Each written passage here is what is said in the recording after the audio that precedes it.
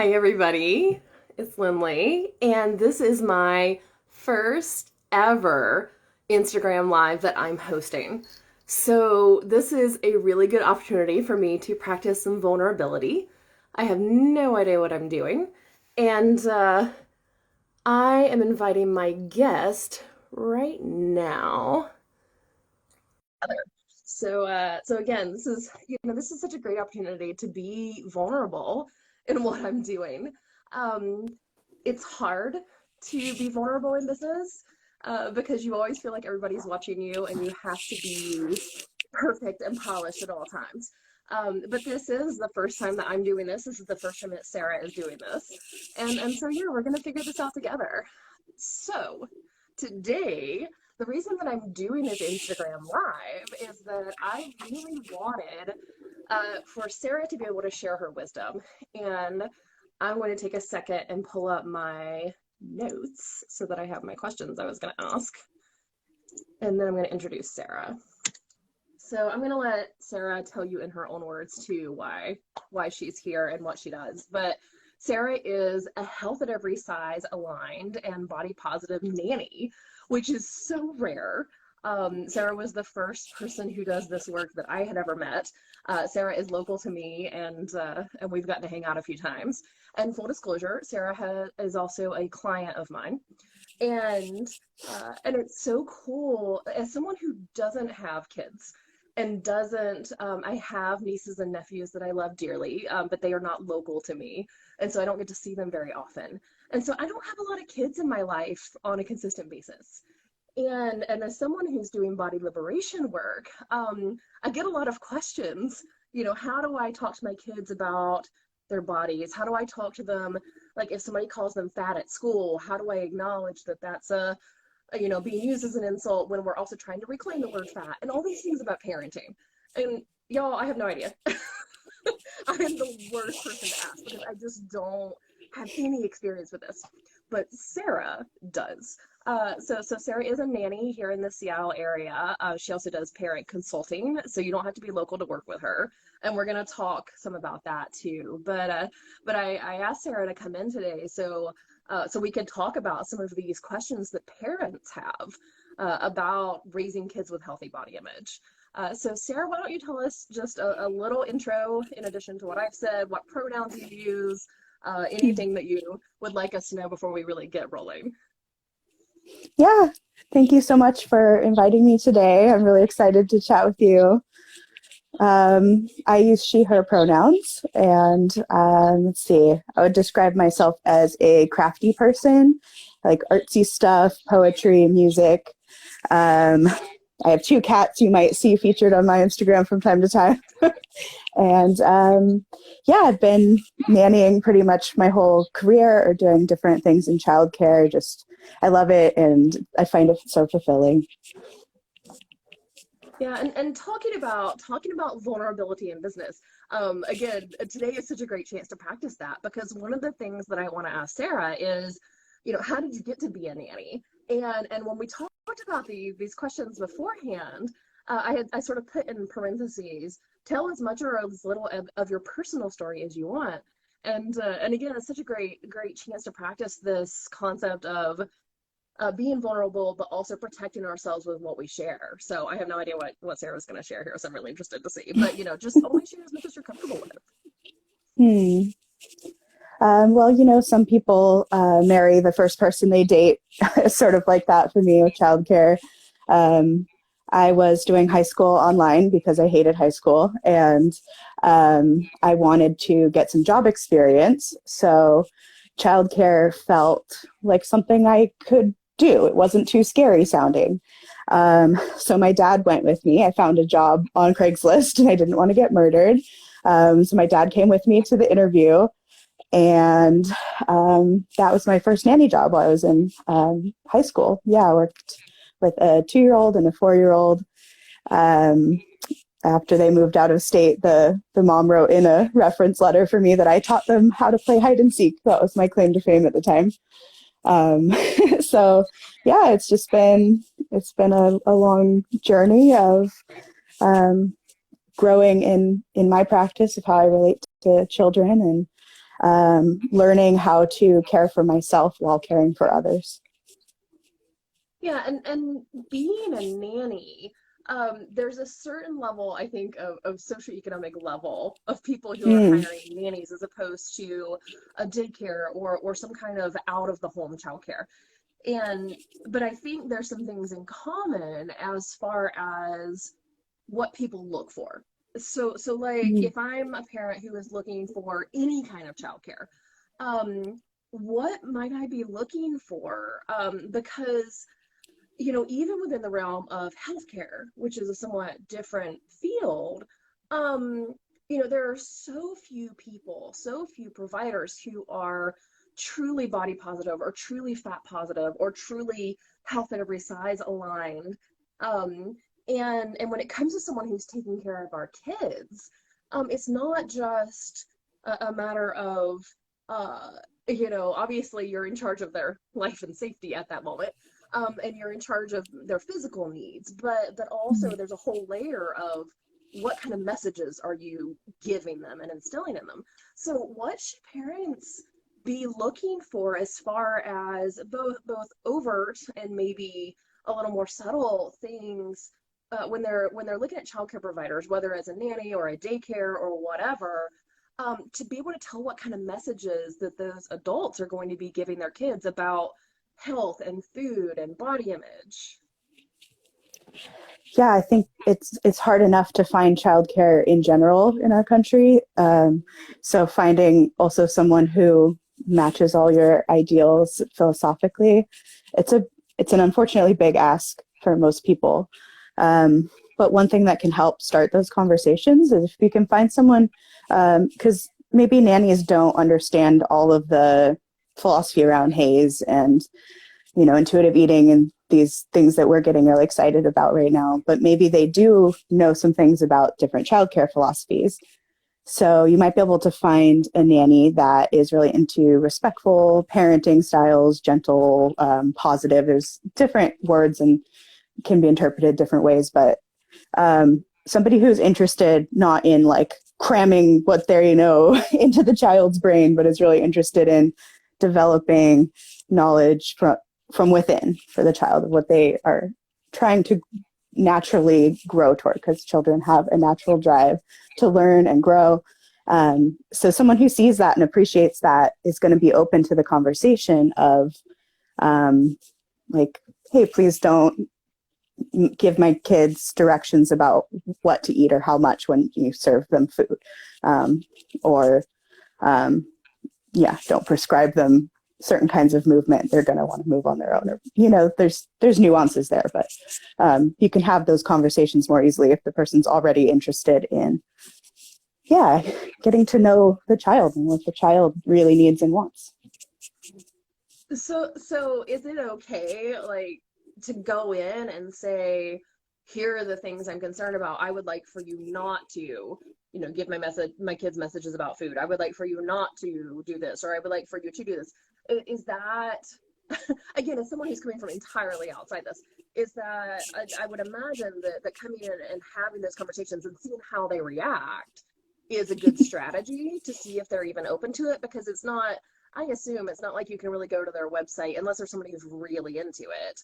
Like, it's not like you can really go to their website and just find all this information about how they would handle these things. So is it okay to go in and ask these questions and set these expectations up front and expect to have a real conversation about that up front?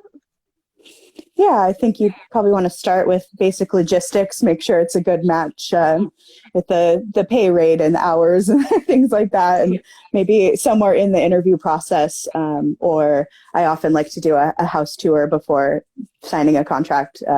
So you can have these different opportunities along the way to have those conversations and say, this is something that's really, really important to me, and here's why.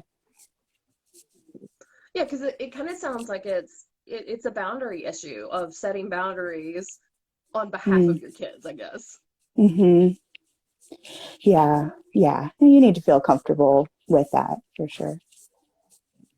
Yeah, and I think even more so when it's somebody who's going to be in your home, and spending Yeah. more individual time than they might be getting with a particular adult at, say, a daycare. Hmm. Yeah, and I have had parents that they might have their own ideas and philosophies about how they're raising their kids, but they just want to know that I am going to keep their kids safe, and then they don't need to know much else. They just kind of like understand that um, children are really adaptable too. They can have caregivers with different priorities and expect different things from different adults. But yeah, if there's something that's really important to you, get on the same page, be a unit with that nanny. And that feels really good as a nanny too, to not just be hired to follow directions, but really to be part of the thought work around why we're doing what we're doing. That's really a nice way to honor how much your nanny probably cares about these kids too. Yeah, that makes sense. So thinking about from the nanny side, when you're looking for clients, I know because I know you a little bit personally that you do have some things that you look for in parents. And I think I suspect some of it is that being invested in working together with a nanny. But like if I'm if I'm a parent who's looking to be a good match for a nanny who is really invested in my kid's positive body image, healthy body image, and so what can I do to be like an attractive person to work with as a parent? Like, what do you look for when you're looking for Mm. parents to work with as a nanny? Yeah. Well, first I look for just clarity in how the job is communicated. Do they have a good sense of what the day is going to be like for me? That usually tells me a lot about like they've thought about what it means to be an employer. And then after that, if there's some um, way that they talk about their child that shows me that they're seeing that inner world and are interested in it, that'll usually be a green flag, a go ahead for me. And then after that, I do have some ways I kind of keep myself safe or maybe go forward more depending on how much our philosophies align. I might limit the scope of the work a little bit more, focus on what we do have in common. Um, and then if we have a lot in common, the scope can get a little bit bigger. So I want to go back to this sort of parenting and discipline philosophies because I know you've done a lot of thought work around that. But first, we have a ton of people who've joined since we started. So I want to circle Hmm. back to you and just do a very quick reintroduction. This is Sarah Thunell. Am I pronouncing your last name correctly? I don't think I've ever asked. Okay. Yeah, maybe So not if Sarah we were in Thunell, Sweden, but who is a body positive, fat positive, and health at every size aligned nanny. And she is in the Seattle area. And we are talking about raising kids with positive body image, healthy body image, and what to look for in childcare providers who are going to help you in your efforts to give your kids a positive body image and to feed them and play with them and interact with them that are respectful of kids themselves and their boundaries. So that's what we're talking about today. So for everybody who's come in the last few minutes, welcome. But let's talk about these philosophies. Again, as a non-parent, I have no idea, but I'm betting there are a lot of parents who don't know what these are either. So talk to me about, I know that positive discipline is one of these because I've seen you talk about it. But tell me a little bit about what these philosophies or frameworks are in a very general sense. Like, what does that even mean? And if I'm a parent who's interested in these, what should I be Googling? yeah. Well, one of the paradoxes that I live in is that you don't actually need to know any of this stuff. Um, most of time, parents have gotten their wisdom from other parents, from grandparents, from community. So I think it's sort of a substitute for that sometimes that we'll have like, an expert that we follow and then we feel like we're getting that community, but really it can come from a lot of different places. So for me, what's really most important is landing on this piece of how can I show up for myself and this other person that's with me, the child, at the same time. So recognizing that they are a complete human being already that is has opinions and interests and a drive to do certain things, just like I do, and needs to be met. So that's kind of what it boils down to for me. But yeah, I could talk a little bit more about, like, I could define positive discipline if that would be helpful. Yeah, yeah. Give us a little bit of a taste of what one of these frameworks looks like. Yeah, positive discipline is a social emotional learning platform. So it's a sort of role play experiential learning for parents to practice the tools of helping children regulate if they have a really big emotions, working on problem solving and connecting, apologizing and making repairs, all these different social skills. And I find that it works best for like school age kids and teens. There is some that applies to the really little ones, but I also really like just respectful parenting, like Rye and like Montessori and all those different ones. Get a little from that and a little from that, put towards the littles too. Yeah, so I feel like this is a really good time to jump to briefly. You know about all these frameworks, and you're pulling what you think is the best parts of all these different things. And so if I'm a parent, how can I learn this from you? Obviously, I can follow your Instagram at Body Positive Parenting. Hint, hint, everyone who's watching. But beyond that, I know that you do parent education and parent consulting. Is that only for local Seattle people? Is that anywhere on Zoom? Is that more of a pick your brain, or is it more of a structured, like a class format? Tell me about how that works. Yeah, so I do in-home consulting with the parents that I nanny with, where we might do a weekly meeting, or whatever kind of communication works for our unit. But I also offer virtual coaching, so you can sign up for that through my website. I think right now I have 2 weekdays open and a little bit on a weekend day. So there's some slots available. And I have an option of going through the positive discipline book together. That would be more structured. I would bring in some of those role play activities. So if you're someone who likes more structure, that might be a way to go.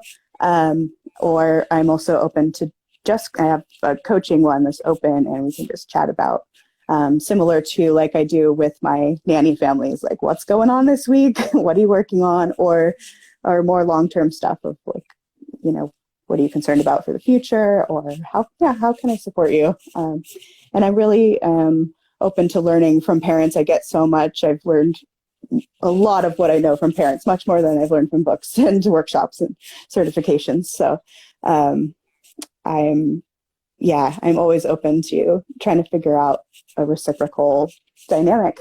I'm really excited to do that. Yeah, and I know from what you've said in the past too that there seems to be I assume that people can just hire you, ask you specific questions, spend an hour on Zoom, and move on with everybody. Everybody moves on with their lives. But I know from what you've said previously that there's a lot of value in having like consistent coaching and consistent interaction with you, and that's why you've got those slots, because it's like regular appointments, right? Yeah, this is just such a good example of how everything's connected. Like just a lot of the themes that have been coming up as we're talking. Yeah, it's the same with coaching. Like you are an individual with individual needs. So that's why I do have that flexibility. Do you have, something you are, want to talk about one time and then move on? Or do you want like ongoing support and coaching, someone to cheer you on? Right. So to change the topic a little bit, I saw this the other day on Facebook and I thought it was genius. But again, not a parent. So give me a reality check on this. What do you think about using the phrase "your grown-ups" with kids instead of "your parents" to accommodate lots of different family setups? Because so many kids are in blended families, or maybe it's step parents, or maybe they live with a relative who's not a direct biological parent. Whatever. Yeah. I thought it was a really cool way to sort of respect that there are lots of different situations while still being clear about the people who are in charge of you.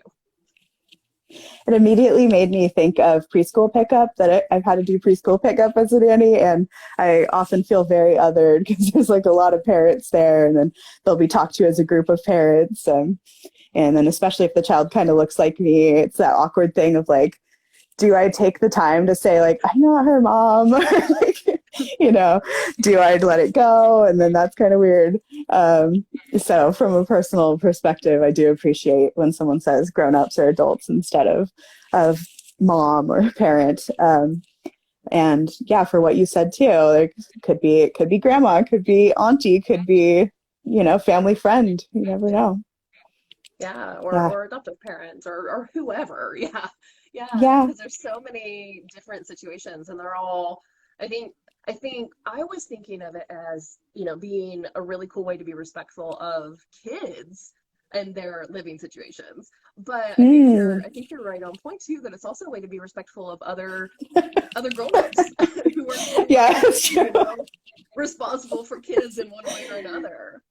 Yeah. And then Yeah. and this is where I tell the story about how my brother is much much younger than I am. So I was a teenager when he was born, and I would take him after I got my driver's license, because this was back in the day when you just got a driver's license at 16. And so he was quite young at the time, and I would take him with me to Walmart or grocery shopping or whatever, running errands because, helping out. And this was in North Carolina in the 90s, and I would get the most outraged reactions because people assumed I was his mom. And as a teenager, I didn't know how to handle that. But there were a lot of very awkward situations where I would end up in my extremely awkward teenage way.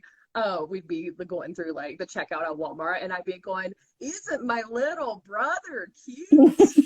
Hmm. Like I didn't know how to deal with those. Now I would just, whatever. But I didn't really know how to deal with the outrage of all these random little old ladies in Walmart thinking I was a teen mom. So now what But I'm curious about, though, is how you as a teenager would have felt about being called an adult. as a teenager, I desperately wanted to be an adult, but I was never interested in having kids. So there was both the layer of, oh no, not actually a teen mom, and I want to know too that obviously there's nothing morally wrong with being a teenage parent. But for me at that time, there was a lot of, culturally there was a lot of shame around that and a lot of disapproval. Yeah. So I was reacting to that at that time. Hmm. Parent Lindley is not shaming you if you had a kid as a teenager. You do you. None of my business. But I think, yeah, as an autistic teenager, not only was I just not really able to deal with that dynamic, except in really awkward ways, but I wasn't particularly interested in having kids. So yeah, I wanted to be an adult, but I didn't want to be a parent. So it was just awkward Yeah. all around. Assumptions can be really confronting. It's a good point.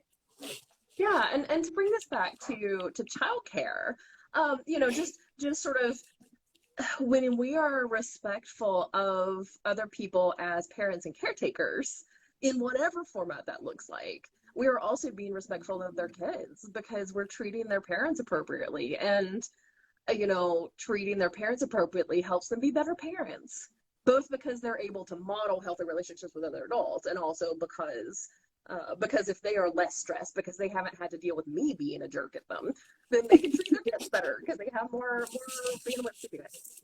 But what's one thing that you wish parents knew about kids and body image? Because we are all steeped in so many messages around kids and bodies. Yeah.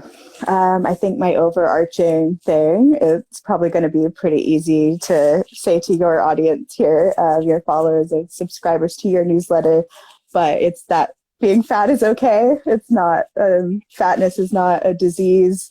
There's nothing that it says about our morality or character.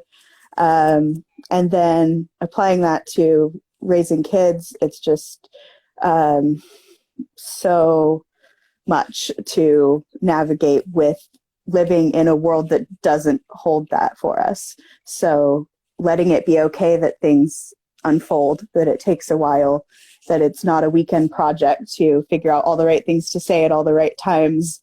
It's going to be a process of healing ourselves, developing these resiliency tools to model, and yeah, just letting it be a process, because it's not easy.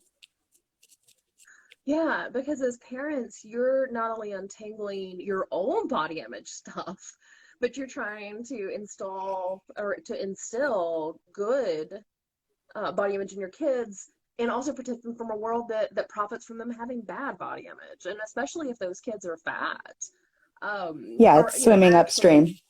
fat kids. Yeah. Um, what's one thing maybe that the parents could do right now, like some kind of small day-to-day change in how they interact with their kids around body image or food or whatever might be it, like one easy change they could start making right now? Let them eat Halloween candy. Oh, yeah, yeah. As we record this, it's October 25th, so that is extremely relevant. Talk more about this. Oh gosh, it's a time where there's just so many different possible ways to food shame, and it's, I guess, could be rephrased as an opportunity to model the opposite. So um, yeah, there's a lot of different strategies for how to maybe introduce a little bit of candy before Halloween starts, but um, I'm trying to be careful too, because I'm not a dietitian or anything like that, and I don't want to give too much food advice. But I know in my practices, I try to practice food neutrality. So candy is morally equivalent to broccoli, and that doesn't mean that I serve candy for every meal, but I serve it still. Right. Yeah, and this is a great example of having boundaries around your professional scope too. Yeah, like, here's my general philosophy, but also, you know, not a healthcare provider, not my jam. Yeah. So let's Yeah, I change really over want to be topic careful right with that. quick before we start winding down. Um, we know, and I'm going to give a really quick introduction to this for folks who aren't familiar, but that there is a trope of the good fatty. And we've all seen it. Most of us have been it, and some of us are it right now, and that is also okay. Where the good fatty is a fat person, or a person who thinks they are fat, and may or may not actually be fat, like on the actual scale of human body sizes. Um, but primarily folks who are actually fat, who are trying as hard as they can to meet the standards that have been imposed on them by other people, because it gets them better treatment. This is a valid survival strategy. Again, I have totally been here. I'm not judging you, I promise.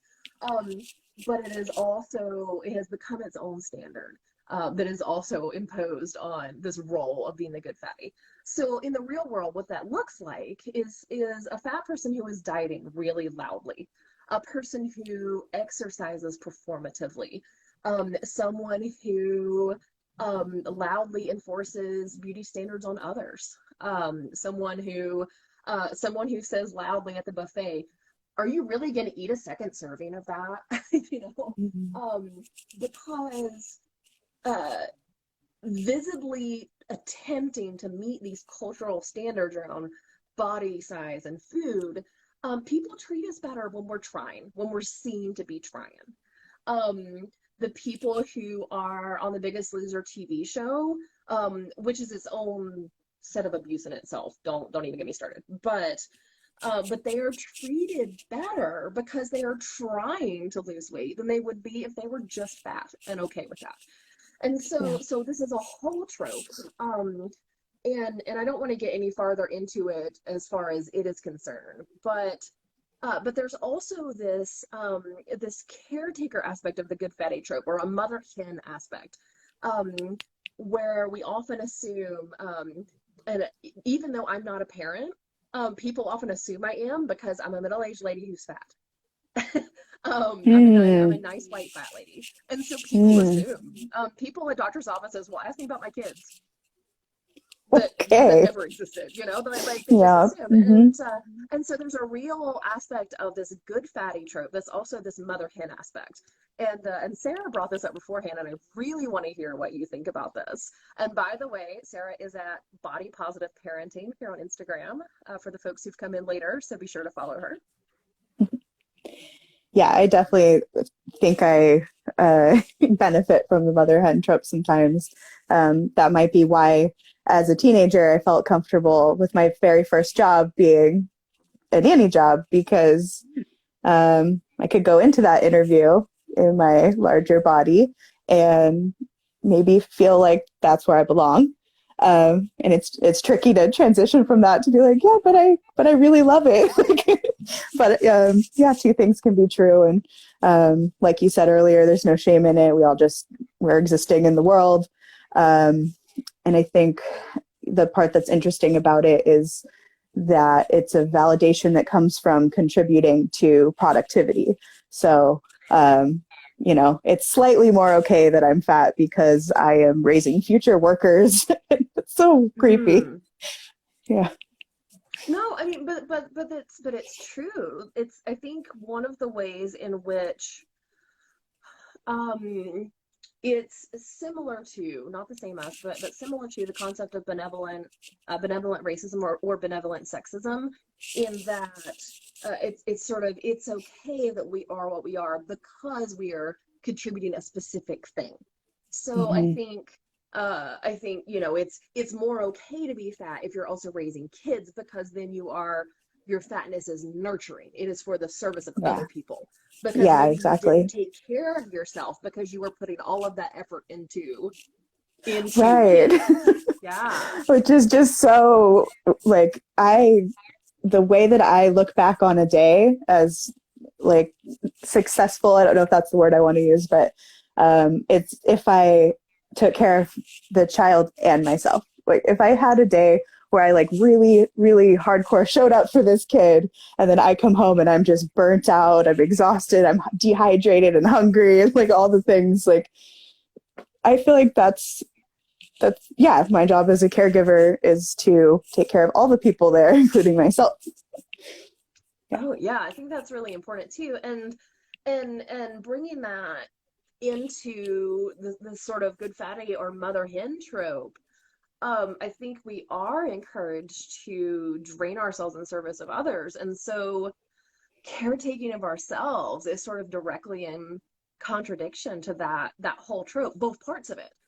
Because if I'm taking care of myself and nourishing myself appropriately and taking breaks and so on, or if I'm just being unapologetically fat, I am not dieting in the service of being easier on the eyes to others. I'm not, I'm being of service to myself too, which is not acceptable by cultural standards, especially if we are fat, because we're expected to just drain ourselves completely, because then at least we can be of service to others. Yeah. Um, Caring for children takes a lot of energy. We need to feed ourselves. Yeah, That's all I want to say about that. yeah, yeah. Well, and I want to be very careful around this, because it's not my story to tell, and our it comes back to boundaries, like I was saying earlier, and it comes back to the way that we talk about ourselves and our own needs and our own bodies and our inner stories, and our physical needs on the internet does affect how we're seen professionally. And again, I don't want to go too far into this, but if you are a parent or a caretaker, um, who has a chronic illness, or who has, maybe you're poor, maybe you're working four jobs, maybe you are limited uh, by your body's abilities. How might, in addition to doing the things you need for yourself and setting boundaries around that, because if you have a chronic illness, or you have a physical disability, you may just be limited in your ability to run after your kids all day. Yeah. And we are receiving so many messages about our worth and the expectations that are placed on us. I say us as parents, again, not a parent, but people who are caretaking in one respect or another, whether you are a nanny or you're a daycare worker or you are a primary caretaker of a kid or a part-time caretaker, um, who is receiving a lot of negative messages about their body and its capabilities. How can we avoid passing that on to kids when we are also physically limited in our Mm. ability to constantly be physically interactive with them? Yeah, this is what I love, because I live with chronic pain, chronic illness, and I do this very physically demanding job of caring for children, and I found that they are so receptive to seeing you be real and meet your needs, and I have so much respect for things like the play first community, where I've learned about concepts like, if a child is at a 10 they're of happiness, like they're having a really great moment by themselves twirling on the grass, you don't have to go in and grab their hands and swing them around. I can actually credit that was I think that was from America's Worst Mom. I can get her name, but it's yeah, this idea that a lot of times we're doing more than needs to be done because of that expectation that we're so productive, we're so involved, and that children are these empty vessels that need to be stuffed full of our superior wisdom.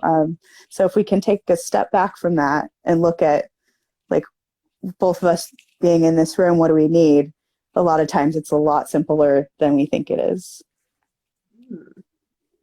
Well, I think coming from outside this, there's also this perception that I've picked up that it's always morally negative.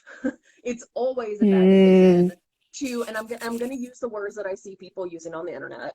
This is not Lindley's interpretation, but parking your kids in front of a TV, parking them in front of an iPad. Mm. Um, if you have, I mean, we all have physical limitations. There is not a parent on the planet who can be physically swinging their kids around 24/7. That's exhausting. Kids are heavy. But particularly for folks who have disabilities and chronic illnesses and limitations, but really for everybody, what kind of messages can we give ourselves about meeting our needs in addition to our kids' needs without feeling guilty that, oh no, they're watching an iPad for 5 minutes? Yeah, there's because you have to. Is that like enough? There's just, if you don't, then the consequences might be that you're, if you follow like spoon theory, might be borrowing spoons from the next day, to be able to do that. And you can think about the connection that's happening around that 5 minutes on the iPad. Did you have a meal together recently, and really, like, did you laugh about something? All these different ways to connect, and that's throughout the day. That's not in that 5 minutes. Yeah, that makes sense. Yeah, and of course, in addition to spoon theory, which if I think of it, I'll put a link to that in the description when I post this with the subtitles later. In addition to spoon theory, it's also the oxygen mask thing. Mm-hmm. If you're Yeah, gonna show yeah. up for your kids, you gotta put your own oxygen mask on first. I think it's just really easy to feel guilty about that in the Yeah. moment. And if you are someone who lives with chronic illness or chronic pain and doesn't want to do screen time, I have tools for that too. But it's okay to do screen time. Mm-hmm. So this has been an amazing conversation, but let's go ahead and start wrapping up. So you are in the Seattle area. You are a nanny who is available I believe part-time. Are you currently available? And I realize for anyone who's watching the recording, this is only going to be relevant for a hot second. So you'll want to check out sarahthunell.com, which I'll link Yeah, to see current availability. But at this yeah, moment, are you available like for in-person nanny services? What's the deal on that? I am pretty good about updating my nanny availability on my website. Um, I'm not currently available for nannying, but I am available starting in January, right at the beginning of January. So I'll be looking for part-time hours up to maybe 24. Um, so anyone in the Seattle area who's looking for a nanny around then, please send me a message. And then Yeah, also yeah. available for consulting now and then.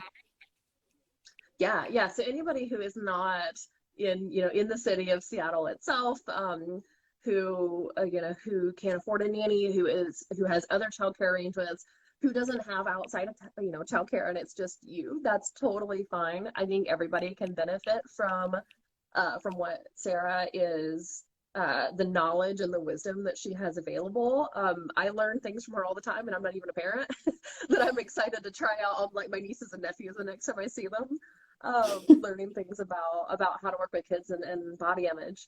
But yeah, so where can people find you, both to follow you online, to hire you, to see more information about your consulting, which is both for folks who join later. This is both like one-time consulting, like I have a burning question, but also on ongoing, a little bit more of a parent coaching role where you're meeting regularly, saying, "Here's what happened this week. How do I address this?"